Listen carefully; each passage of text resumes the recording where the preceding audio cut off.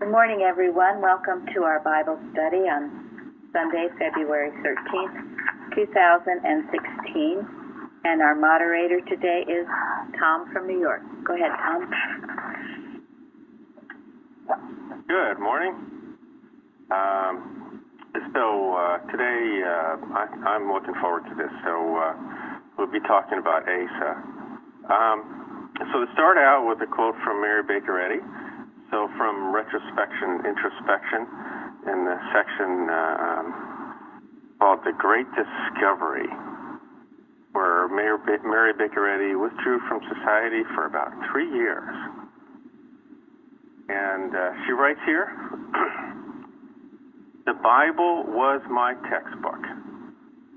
It answered my questions as to how I was healed, but the scriptures had to me a new meaning, a new tongue. Their spiritual signification appeared, and I apprehended for the first time in their spiritual meaning Jesus' teaching and demonstration and the principle and rule of spiritual science and metaphysical healing. In a word, Christian Science." Thank you. Thank you. Okay.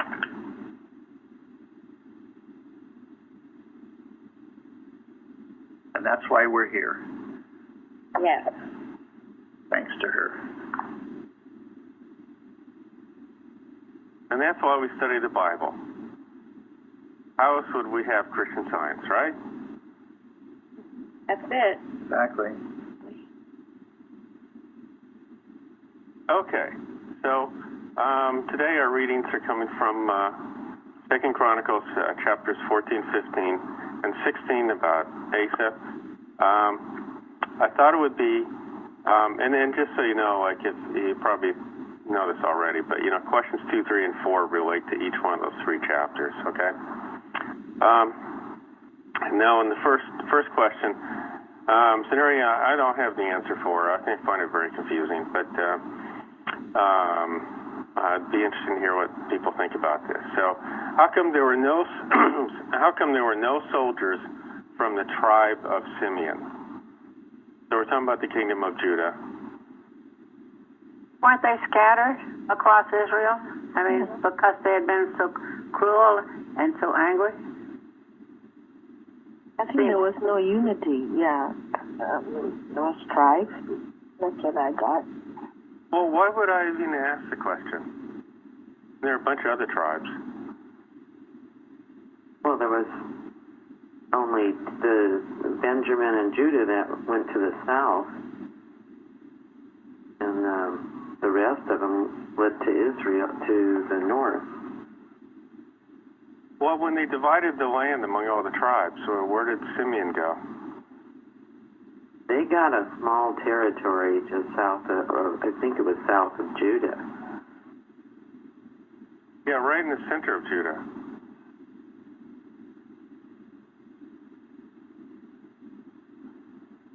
They were also guilty of idolatry, among other vices. I thought it was interesting that Judah and Benjamin united, and then there was Simeon, and on the picture on the map, and it doesn't appear that they were united with the Benjamin and Judah group, just by looking at the map. They're all What do you mean not united? If they're in this middle of Judah. Well, geographically, they were part of it. But metaphysically, they were far, far away.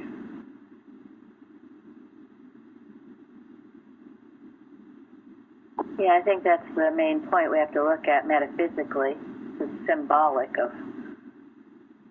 I'd read what was said about them.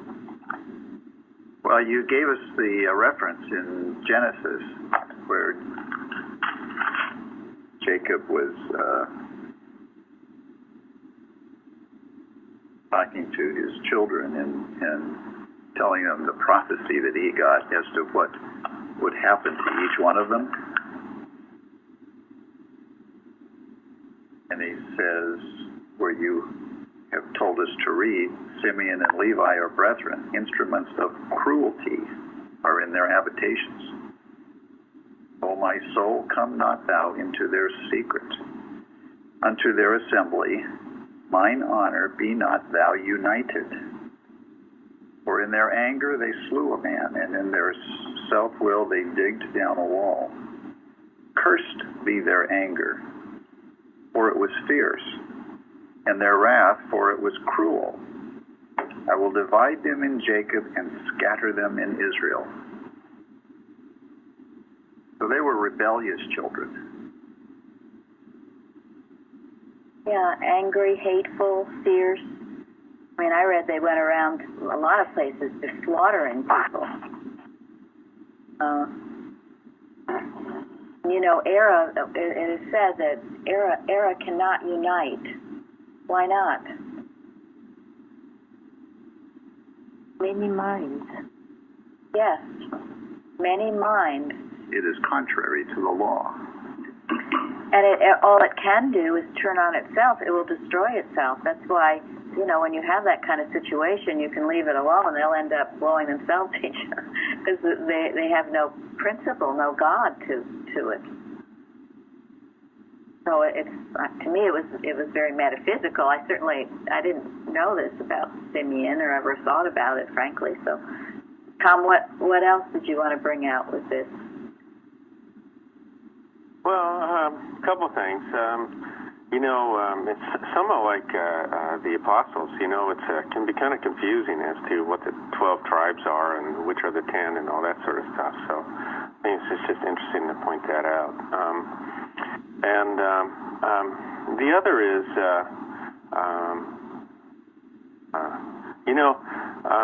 Simeon was, physically there with Judah. So really, in a certain sense, whether someone is physically present or not present, and I'm speaking materially, may not really mean a whole lot,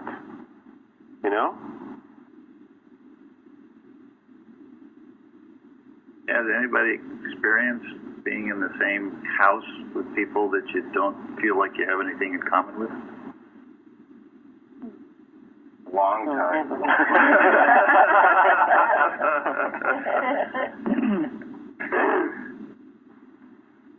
Of course, when you think about it, if somebody's riddled with anger, who feels like getting friendly with them?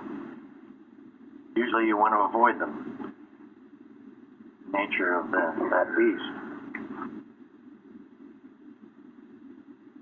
Yeah, I think it kind of goes... Go ahead, please. I was just going to say, what dissolves that anger and hate?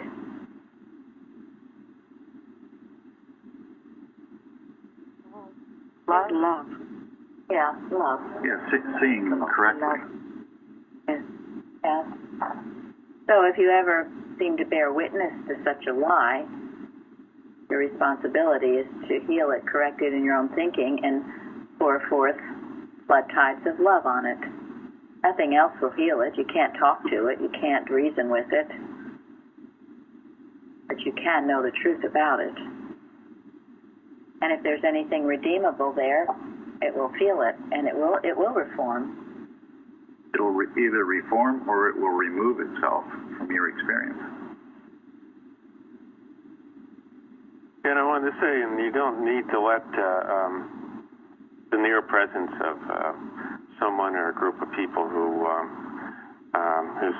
thought is kind of antagonistic or not healthy influence you.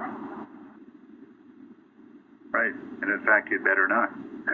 Yeah, that's an important point. Good point. Because you will feel it, even if it's unspoken, you will feel it. And all of this whole description is the description of the carnal mind, isn't it? All of this anger, resentment, self-will, all of that is the carnal mind, which is at enmity with what? God, yes. Therefore, it has no place, presence, power, even reality, but it must be proven.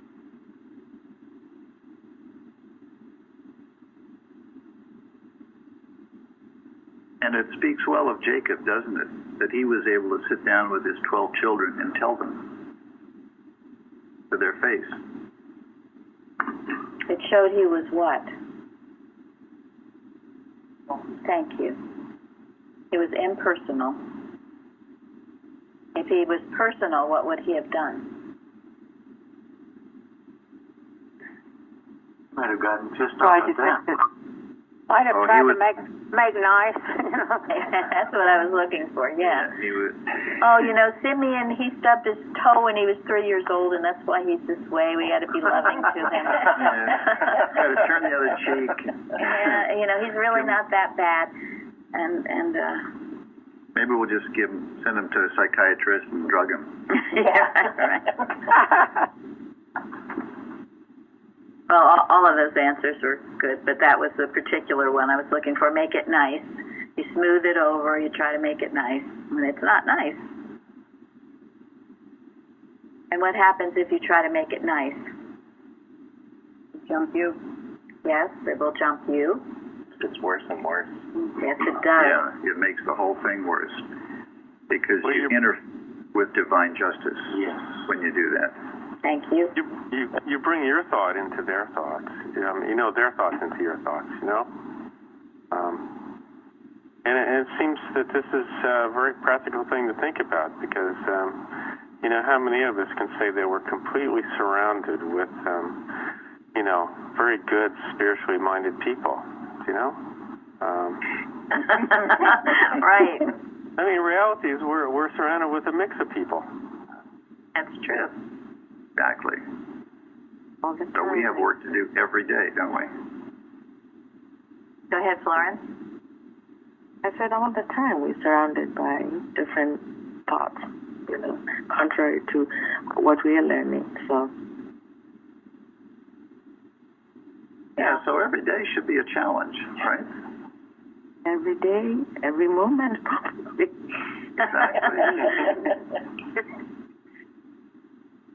And that's where you radiate and you don't absorb. Because if you're radiating, all of that garbage swirling around out there can't reach you. But if you're not expressing life, truth, and love and radiating God's love, it will find a way to reach you. And that you don't want. And another thing that you will find, if you're actually growing, you will find the challenge within your own home.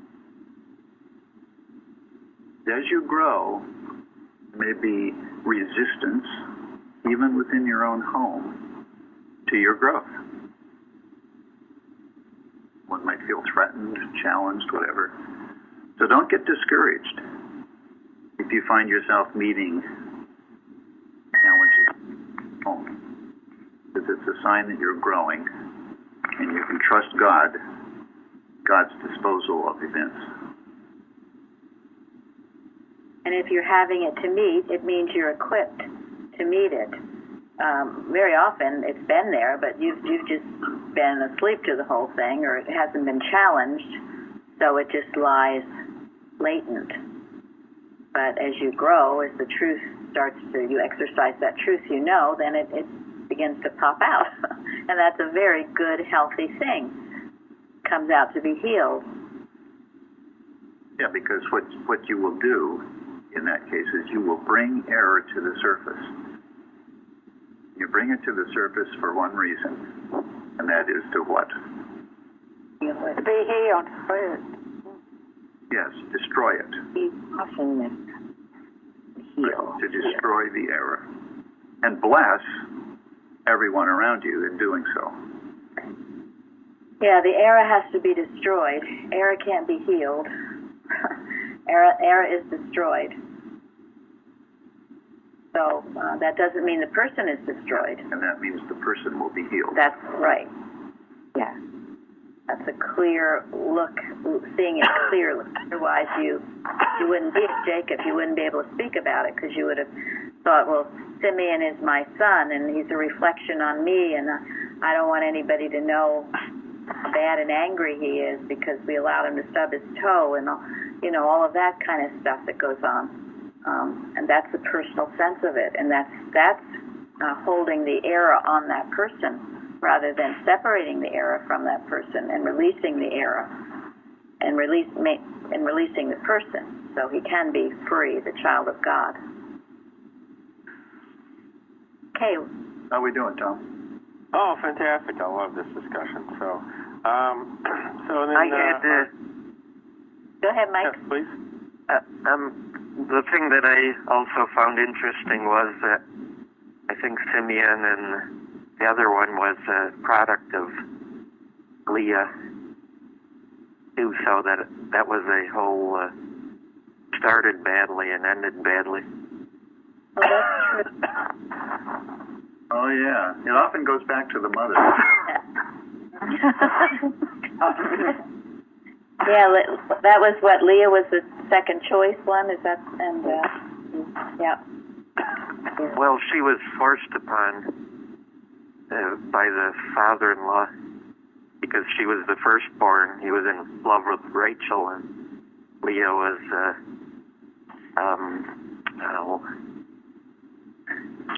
he paired them up in a very devious manner. The father-in-law did. It goes to show what manipulation gets you. Thank you. Okay. That was the word. Yeah, in the case of the father-in-law, he manipulated the whole thing and got Leah in there. And the other thing I wanted to say about this, about Jacob, to his credit, that he didn't do the smoothing over with his son Simeon or his other sons, because if he would have, it would have been more manipulation, and the result would have been even worse. Yeah, I'm sure with Leah, knowing that she was not the one he wanted, she probably had a lot of resentment and build up carnal thoughts in her mind when she conceived Simeon. So all of these things, they have to be taken into consideration only for our own growth and our own progress. Make sure that whatever we do is done in a Christianly scientific way, and that includes children, babies, conception, pregnancy. It's not a good thing to be holding hateful, jealous, angry thoughts within you when you're carrying a child. Is that not true? Yeah, Mrs. Annie speaks about that too. She does. She talks she about sure does. prenatal influence. And sometimes in cases, perhaps in a case like this, that's what needed to be handled with Simeon. Prenatal. Why was he so angry and hateful and fierce? Science goes over everything. It goes to the root of the error and casts it out. And that's what's so tremendous about it. And that, of course, is so much better than trying to heal it superficially with drugs or other things. But let's get to the root and bring that up to be healed. So, go ahead. Okay, so question 2. How was Asa able to repel the Ethiopians?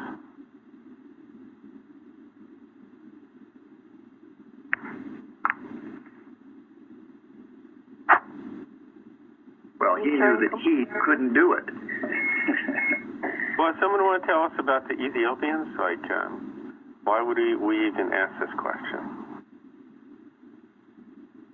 Yeah, let's have some more people or we're going to start calling on you. Someone asked me this week, why don't more people answer? Why don't more people testify? Well, I'm not the one to ask that question.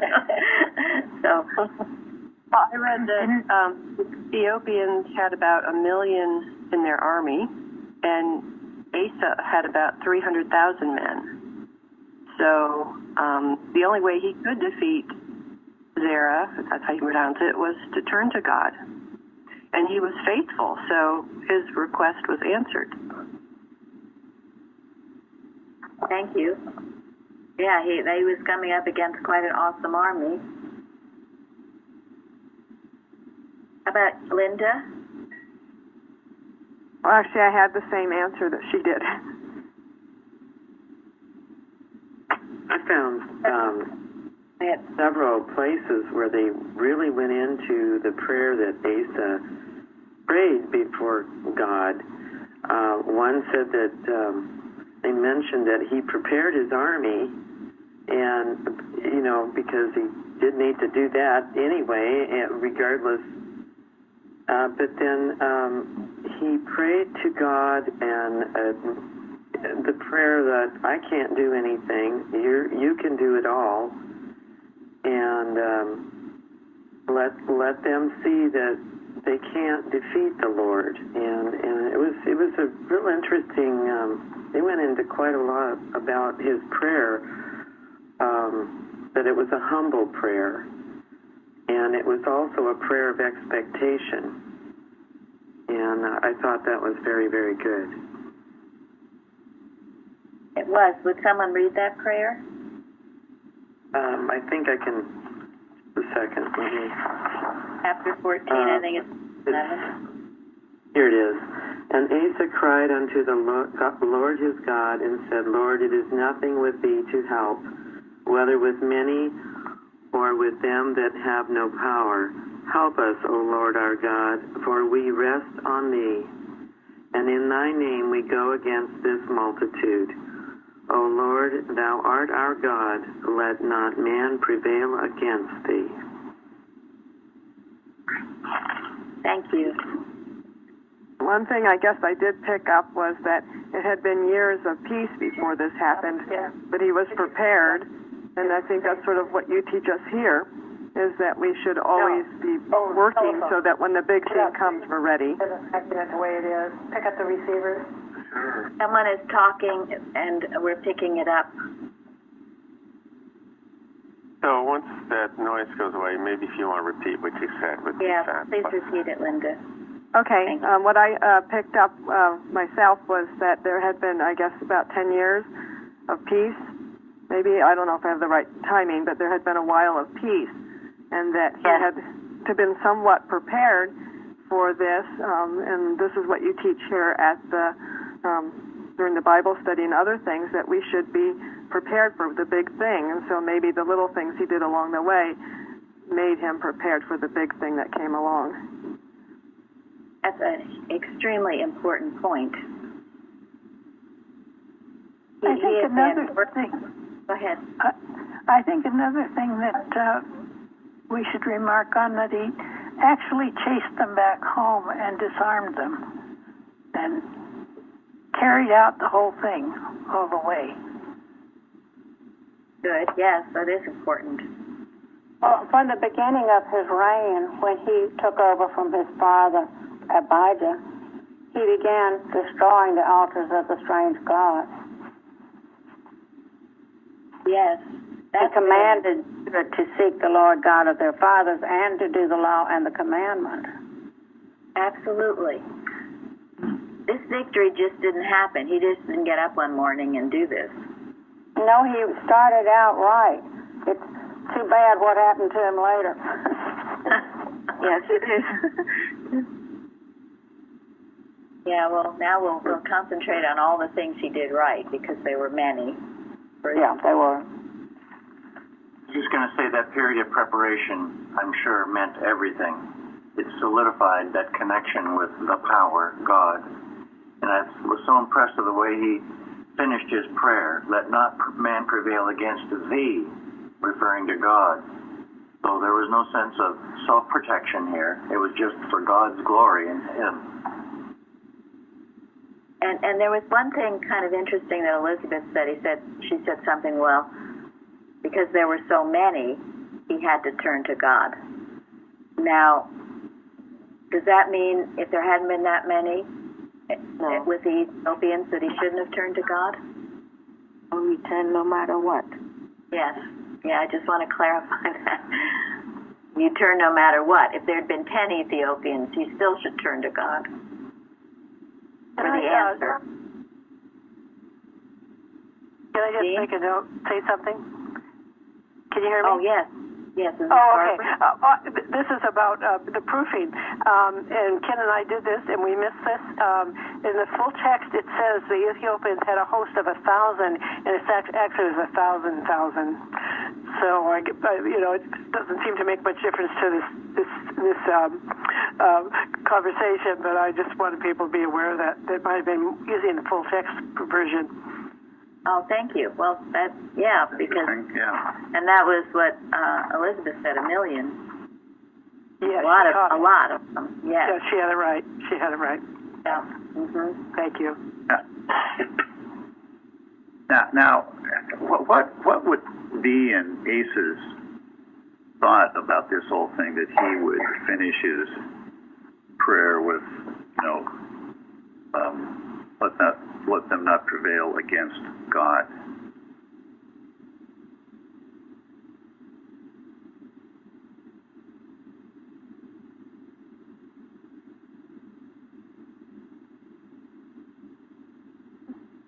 Asa didn't see this as a personal battle, or even as a human thing. This was a battle of good against evil. He was on a mission, and that's how he saw his life. He was God's humble servant. And this was an intrusion upon God's will. This was an attack on God's family. Who was he the great-grandson of?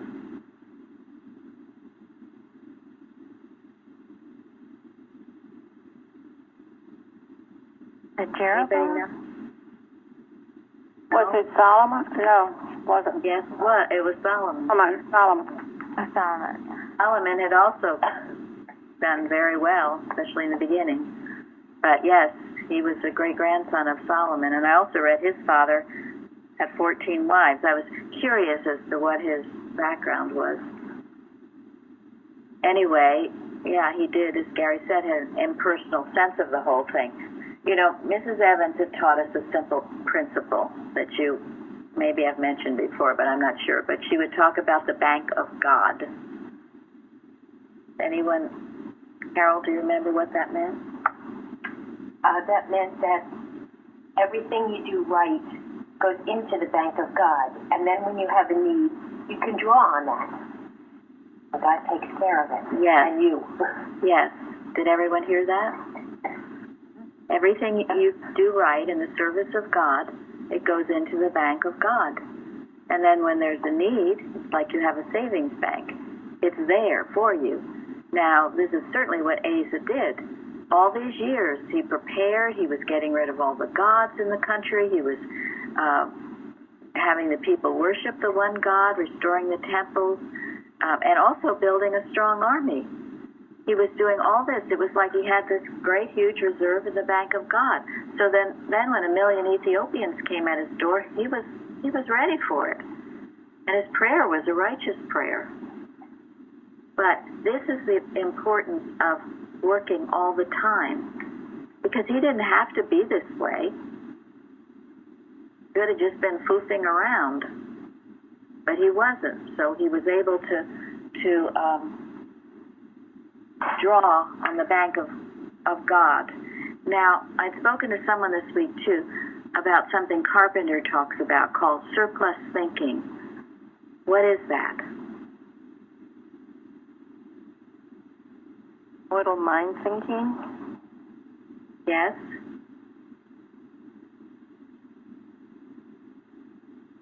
Trying to figure things out instead of turning to God? I mean, yes. Trying to worry over something? Well, no, it's what goes through your thought when you're in repose, when you're not actively, not actively working on a specific project. Well, and what they said is true. That would be what happens. But it's sort of what Tom would say, where he'd say he'd work in the morning, he'd be praying and working, and then he'd go to work and start worrying or being afraid or whatever. That is all surplus thinking. Where is your surplus thinking? And that's not keeping your thought in the bank of God.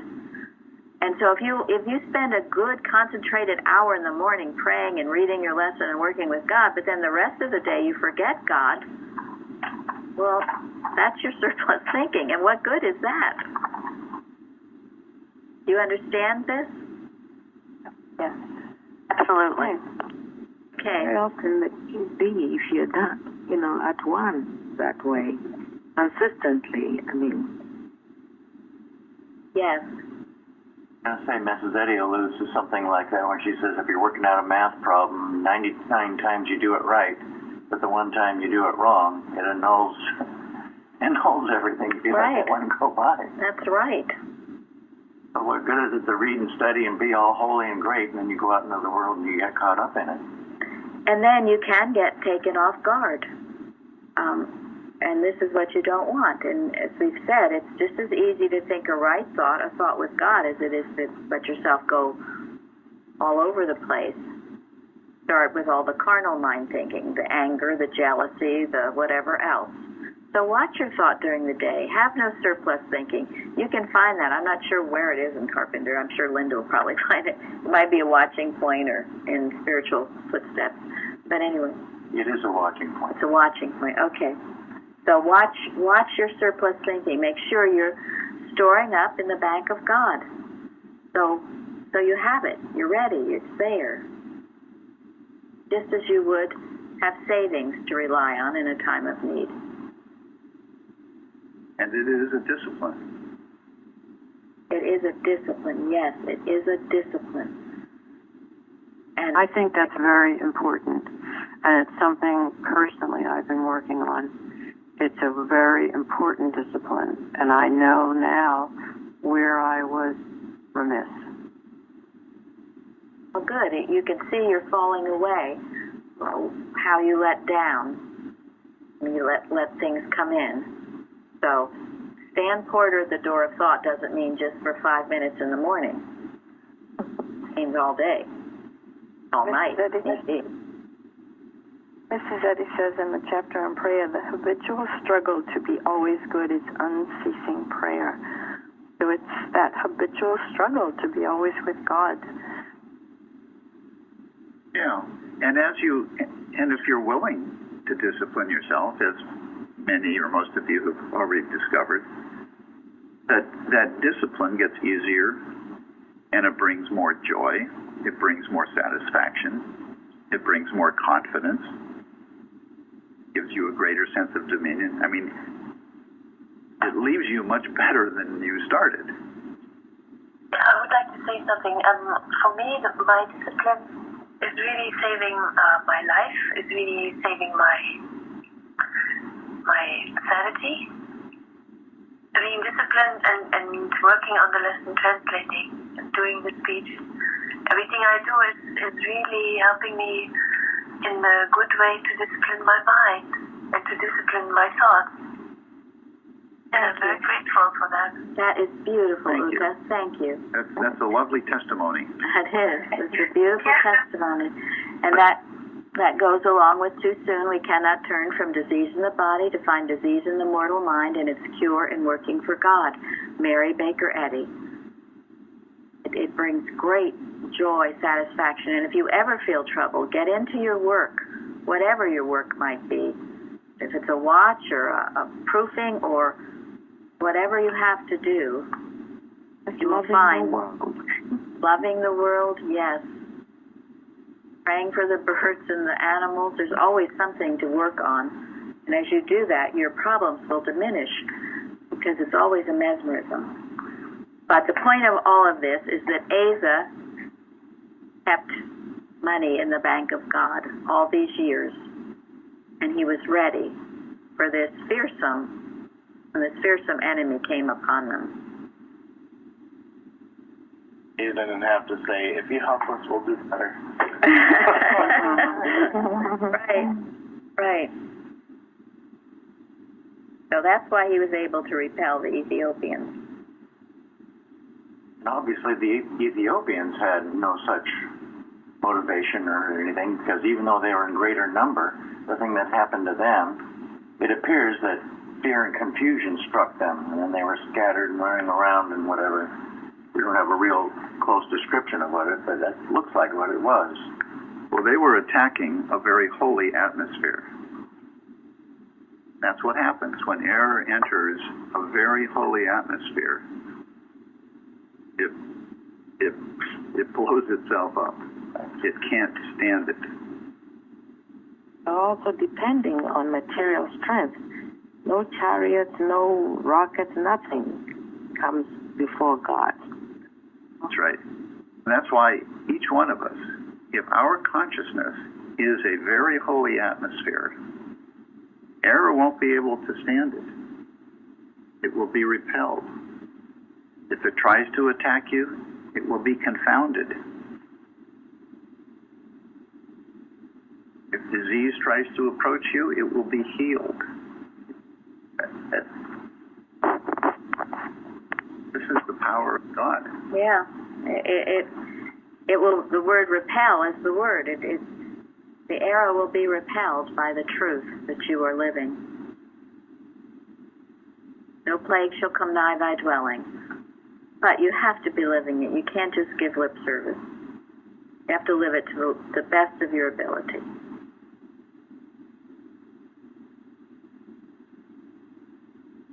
Otherwise, just jumping at it at the moment of trouble will not help.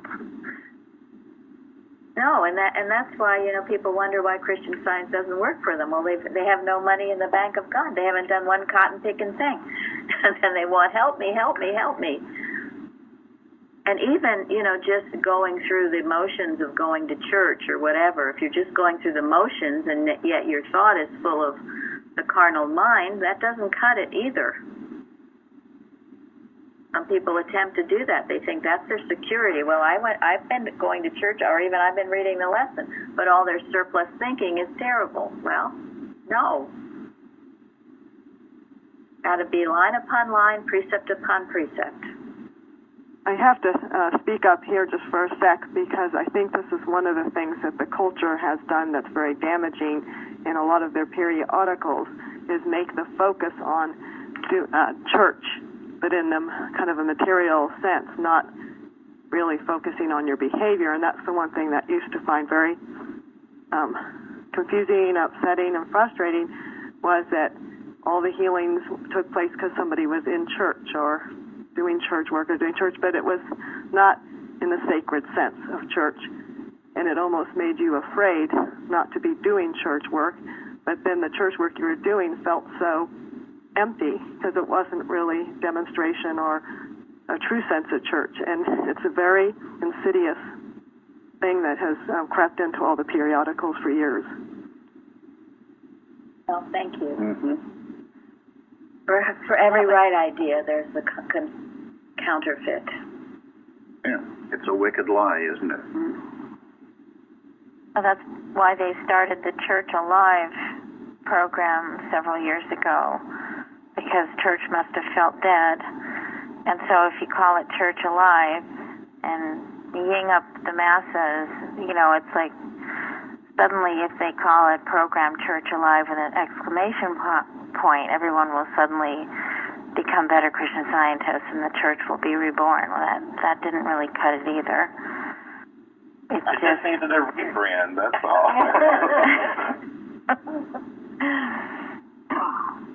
Okay, so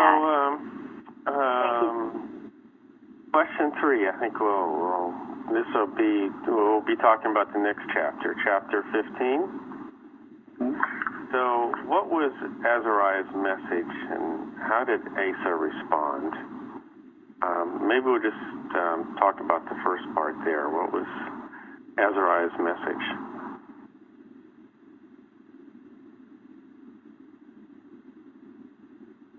Oh, it was kind of draw nigh to God, and he will draw nigh to you. The Lord is with you while ye be with him, and if ye seek him, he will be found of you.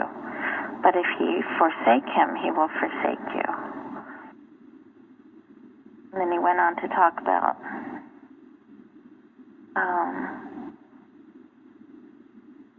think about what happens when you don't give God a mighty place in your life.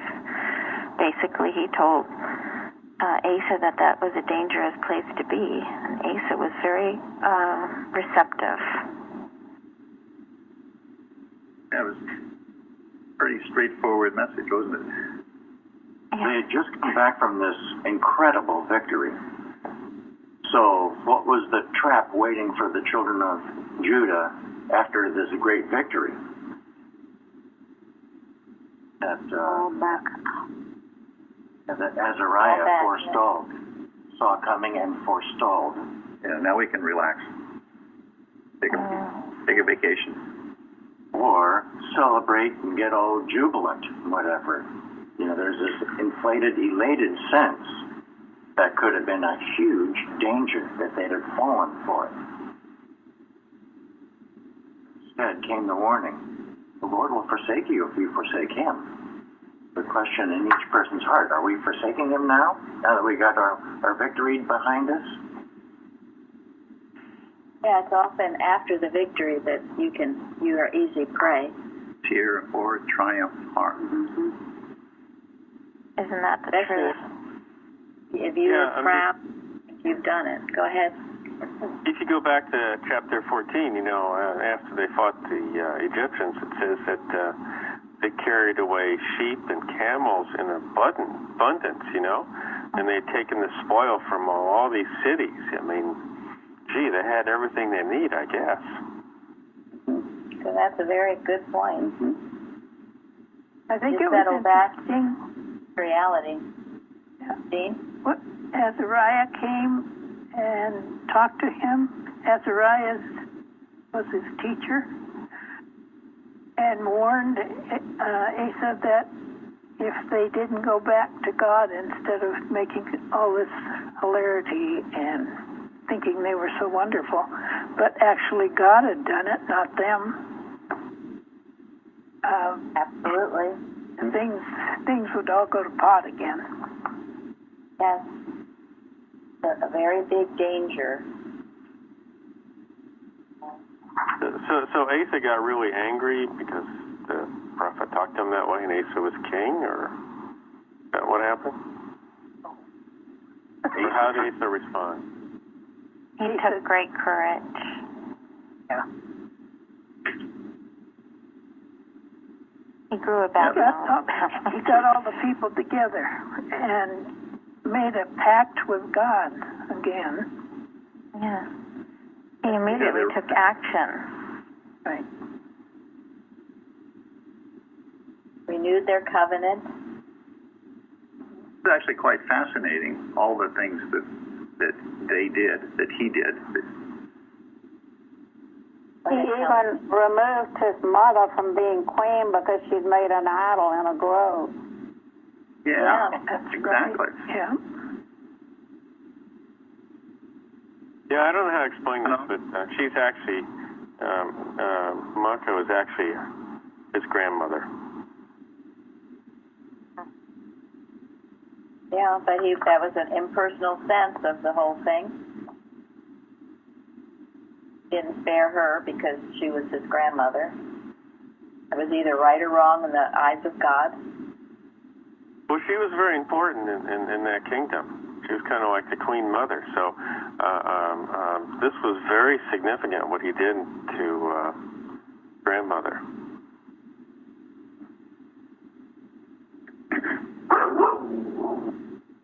Important or not, God respects our faith.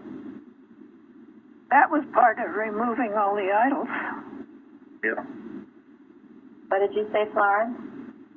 No, I said important or not, God is no respecter of persons. So, do come all the way, do right or out. Yeah, it said that there was a 5-year revival. So continually working. It's kind of a known thing that it's one thing to achieve something, to work, and then you make your achievement, whatever that might be. I mean, maybe it's a marriage. But then to maintain it is something else, isn't it? Because that requires sometimes what you might think is drudgery, or the day in and day out working.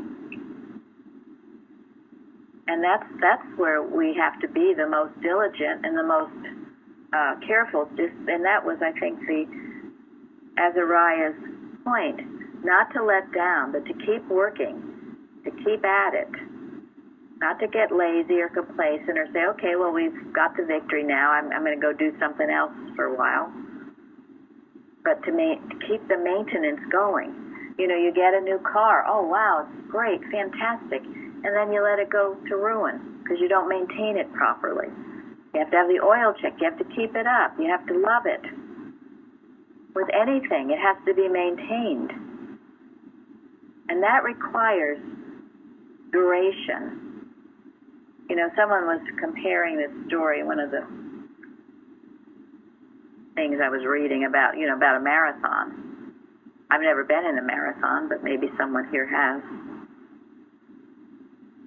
You have to train, right? You have to endure.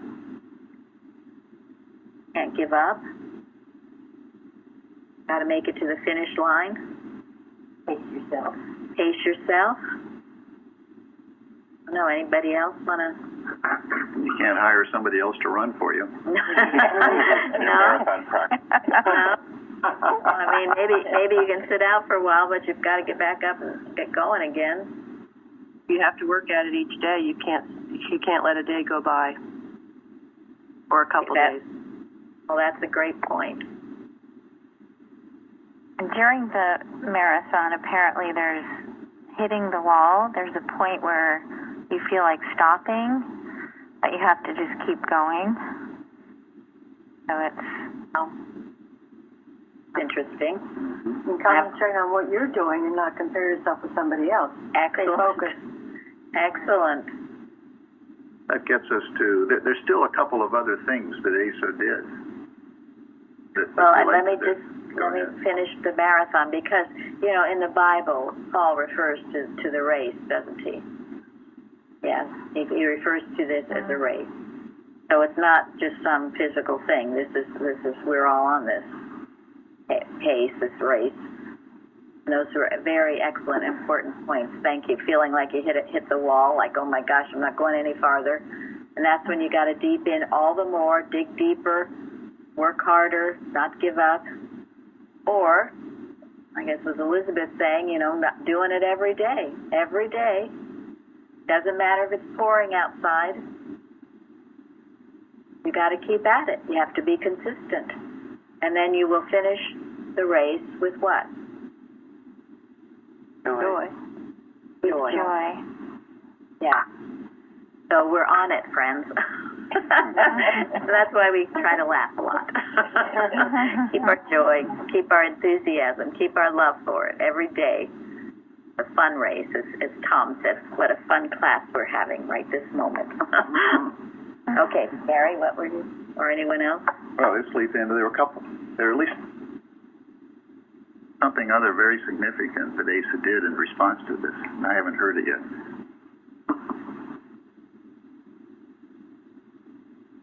Okay, well, he invited all the people from Judah and Benjamin who had moved into Israel to return to Judah and Benjamin. And then he got everybody together, and when they renewed their covenant with God, they also agreed to something quite radical. Anybody remember what that is? To kill off anybody who didn't obey. Anybody who didn't agree to seek God should be put to death. Anybody think about that? Because he wasn't having it. Yeah. I guess they were pretty serious, huh? Yeah, we'd rather not think about it, maybe. For me, I thought it was that your life depends on it. Yeah, well, that's radical. You're right. Well, think about what we just talked about. You know, you have to be disciplined to run this race properly. And if there's any loose screws around, what does it do to the entire country? You've got some, Makes it fall apart. yeah, it weakens. Right. A chain is only as strong as its weakest link. We are a chain. And as a result of that, it says everybody did rejoice. And it doesn't say, it doesn't talk about anybody, being put to death. They all kind of straightened up and flew right. It's threatening it, I guess. When you threaten error with its destruction, it tends to leave you if you really mean it. But this, I thought, was a wonderful example of the power of united thought. And this is something that I think most of us, if not all of us, have felt. Certainly those of us who were here during the trial and the early independence of this church felt this. We had no choice but to seek God. We were trained to do it better and better and better and more consistently. People found that a little too much and left. Those who are still here have passed the tests. And that is what Christian Science is. And that is what God can work through. And the tests keep coming, believe me. It never ends. But as you pass the tests every day, you become more and more ready for the big ones when they come. And we don't know what tests are going to come for us tomorrow or next year or whatever. But we don't have to. All we have to do is do today what God requires of us today. I can only speak for the last couple of years, but I know sometimes there are tests here, but there were tests in my old life too, but there was no hope attached to them. So at least now when I go to tests, I know, something good is going to come, and there's a reason to keep going. That's the thing, yeah. Yeah, when you find the solid ground that you finally can put your feet on, there's no greater feeling.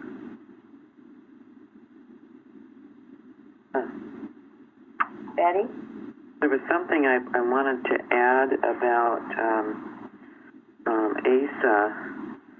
In his first 10 years, he was working toward this. I think one of the places where I was reading in the commentaries was talking about how the way they said it, it kind of implied that Asa had a vision of going toward this, but it wasn't until after the battle and I can't remember the priest or the prophet had Azariah and told Asa and the people this part about without the true God and without a teaching priest and so on through his message, that Asa actually saw that it was really possible to unify under one God, Judah, and that's where he took courage that it could actually be possible. And I thought that was a really, not only that he was warning them that not to relax or just have a party or something like that, but that it's actually possible to unite everybody in this one God. Good. The Spirit of God truly was upon Azariah, and Asa was completely receptive and knew that the Spirit of God was there speaking to him. wasn't just a prophet, but I mean, he just got his stuff together so quickly. He just knew that the Spirit of God was upon him. Boy, you are right. We don't know what problems were forestalled and eliminated and never avoided because Azariah gave the sound counsel and they listened. We don't know what was avoided by that wisdom. And you know, this work and this unification, when you are striving to stay in that one mind, you are brought together. And problems do get solved, and there is a sense of ascension and spiritualization of thought. And this is natural and normal, and this is what should be. It shouldn't be all this fighting and feuding in many minds. And you know, this is our common thread. This is why we love each other and what we have in common. I mean, Gary and I were talking the other day, when we stop having this in common with people, we really have nothing in common with anybody. But this is what brings us together. And it is a mighty power when it's the one mind in operation. So it's a mighty power, and it's natural and normal as we seek God with our whole heart, mind, and soul, which is the basis of this whole lesson. It's all over, seeking God. Seeking God. And that's who Asa wanted in his land, those who were going to seek God, not something else, but God, the one God. Okay, Tom? Okay, so where is this? I think it's verse 16.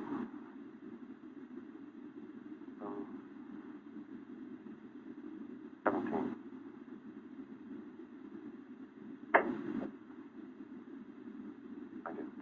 But anyway, you know, it talks about Asa doing heart work, you know, so there's no hypocrisy there. Anyway, we're sort of at the end, so I don't know if we want to cover question 4 or... Go ahead. I would like to speak about it. Okay, so I think what I wanted to do, instead of just going through and what's you know, going on in chapter 16, was to talk about could Asa have changed his mind? So, you know, does someone want to give a summary of chapter 16? Just a quick summary would be helpful. Well, it was the 36th year of the reign of Asa, and what we've just been discussing in chapter 15 was only the 15th year of his reign, so it was 21 years later. And to me, it's quite shocking that whereas in chapter 15, in 21 years earlier, he had brought into the house of God the things that his father had dedicated at the end of this pact that they made with God. He brought these things into the house of God that his father had dedicated, and he had dedicated silver and gold, and there was no more war. But then, chapter 16 is the 36th year, 21 years later, and when someone came and posed a threat this time, was king of Israel. He brought all the silver and gold out of the house of the Lord and went to the king of Syria instead of going to God. And it was destruction. It was his brethren in Israel who came and attacked him. Yeah, it said, and he looted Solomon's temple to get the silver and gold to bribe him. And so importantly, I want to say that his doing that worked for him. So think about that. I mean, he did achieve getting rid of the threat. Yeah, it worked. He didn't turn to God, and it worked. Yeah, it worked. I guess. Yeah. It worked up to a point, but then, you know, when the prophet told him this was very bad, that he had done it without God, where he used it in the Ethiopians, then Asa put him in prison, put the prophet in prison, and I thought, it's really, what's so arresting is that someone who had been so dedicated and had had such success with God from the beginning of his reign, 21 years later, after many, many years of peace, he had fallen into the human mind and ended up with a terrible disease at the end of his life. It just shows what can happen. I read a commentary that said, I'm sorry. Go ahead. The commentary I read said that paganism had crept in slowly, and he didn't see it. This is the frog in the water again, and we have to be so careful. It's slow, but it's steady, and he didn't pay attention. And then, when he was even warned, and he threw the seer in jail, he still didn't listen. Yeah, no, his temper blew up. He obviously thought he was doing it.